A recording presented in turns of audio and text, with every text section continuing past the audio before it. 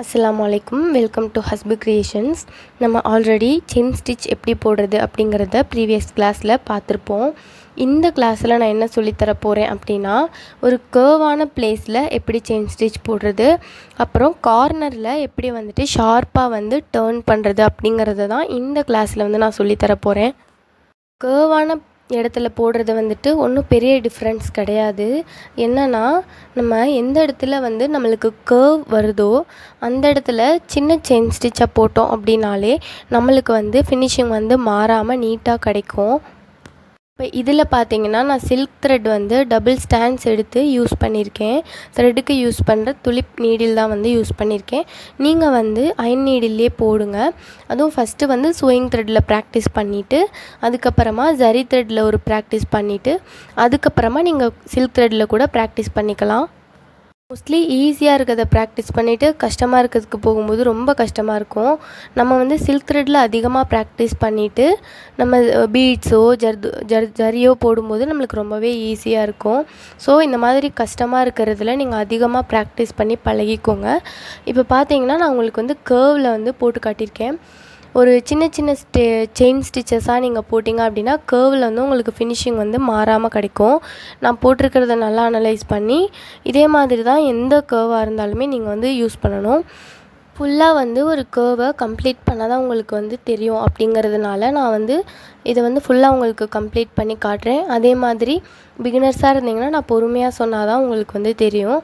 அதனால் நான் பொறுமையாக இதில் சொல்லி காட்டியிருக்கேன். நீங்கள் இதில் இன்சைட்லேருந்தும் அவுட் சைட் போய்க்கலாம், அவுட் சைட்லேருந்தும் இன்சைட் போய்க்கலாம். இது கொடி டிசைனுக்குலாம் ரொம்பவே நம்மளுக்கு யூஸ்ஃபுல்லாக இருக்கும்.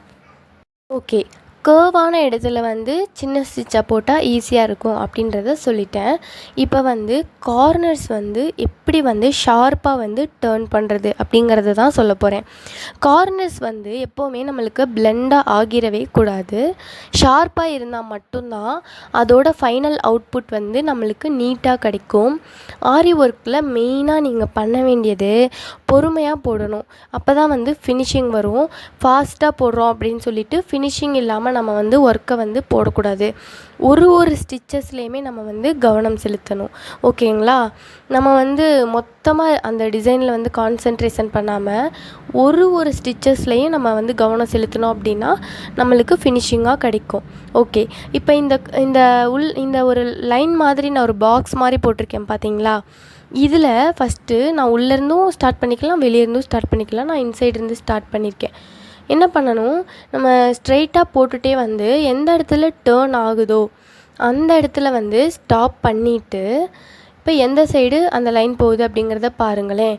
இப்போ அப் சைடு அந்த லைன் போகுதா, நம்ம என்ன பண்ணணும், டவுன் சைடு, அதாவது எந்த சைடு உங்களோட லைன் போகுதோ அதுக்கு ஆப்போசிட்டில் ஒரு குட்டி செயின் ஸ்டிச் போட்டுட்டு, இப்போ லைன் எந்த டைரெக்ஷனில் போகுதோ அந்த டைரெக்ஷனில் நம்ம எப்பவும் போல் செயின் ஸ்டிச்சை கண்டினியூ பண்ணிக்கலாம்.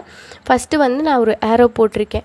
அந்த ஏரோ பார்த்திங்கன்னா நம்ம லாக் ஸ்டிச் போடுறதுக்காண்டி நான் உங்களுக்கு சொல்லியிருக்கிற ஏரோ. இப்போ பாருங்கள், இந்த லைன் ரைட் சைடு போயிருக்கு.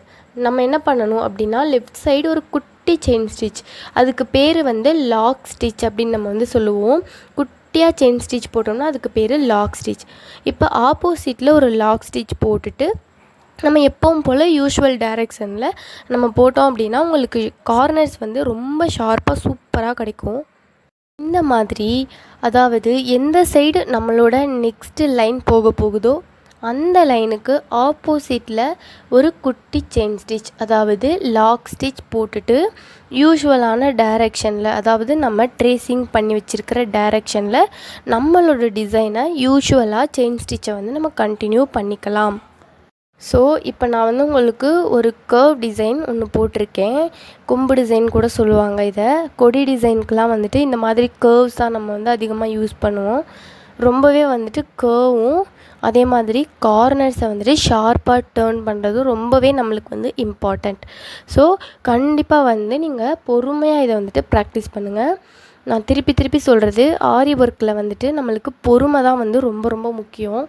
ஸ்பீடாக போடணும் அப்படின்னு நினைக்காதீங்க. ஸ்டார்டிங்கில் பொறுமையாக ஃபினிஷிங்காக போடணும் அப்படின்றதில் மட்டும் நீங்கள் கான்சன்ட்ரேஷன் பண்ணிங்க அப்படின்னா நீங்கள் போடவே ஸ்பீட் அப்படிங்கிறது ஆட்டோமேட்டிக்காக ஃப்யூச்சரில் உங்களுக்கு வந்துடும். ஓகேங்களா? இப்போ நீங்கள் என்ன பண்ணுங்கள், எடுத்ததும் சில்க் த்ரெட்டில் நீங்கள் ப்ராக்டிஸ் பண்ணாமல் ஃபஸ்ட்டு வந்து சூயிங் த்ரெட்டில் ப்ராக்டிஸ் பண்ணிக்கோங்க. நெக்ஸ்ட்டு ஜரி த்ரெட்டில் ஒரு ப்ராக்டிஸ் பண்ணிக்கோங்க. அதுக்கப்புறமா சில்க் த்ரெட்டில் டபுள் ஸ்டாண்ட்ஸ் எடுத்து ப்ராக்டிஸ் பண்ணுங்கள். ஸ்டார்டிங்கில் வந்து கொஞ்சம் கட்டாக தான் செய்யும், அப்புறம் வந்து உங்களுக்கு சிக்கலாக தான் செய்யும். பட் நீங்கள் வந்து கண்டினியூஸாக வந்து ப்ராக்டிஸ் பண்ண அதே மாதிரி எப்படி நான் வந்து ஊசியை பிடிக்கணும், எப்படி ஃப்ளோவாக கொண்டு போகணுன்றத ப்ரீவியஸ் கிளாஸ்லேயே வந்து நான் சொல்லியிருப்பேன். அதை ஃபாலோ பண்ணி போட்டிங்க அப்படின்னா கண்டிப்பாக வந்து நீட்டாக போட்டுடலாம். ரைட் சைடு போயிருக்கு, அதுக்கடுத்து டவுன் சைடாக ஒரு லைன் வந்ததுக்கு நான் அப் சைடாக வந்து லாக் ஸ்டிச் போட்டேன். இப்போ லெஃப்ட் சைடாக போனதுக்கு ரைட் சைடாக லாக் ஸ்டிச் போட்டுட்டு நம்ம வரணும். இப்போ அப் சைடு வந்து போயிருக்கிறதுக்கு டவுன் சைடாக லாக் போட்டுட்டு நம்ம வந்து போகணும். இந்த மாதிரி தான் ஆப்போசிட்டாக நம்ம லாக் ஸ்டிச் போட்டுட்டு அதுக்கப்புறமா நம்ம வந்து செயின் ஸ்டிச்சை கண்டினியூ பண்ணணும். இதில் வந்து நான் உங்களுக்கு சின்னதாக போட்டு காட்டியிருக்கேன்.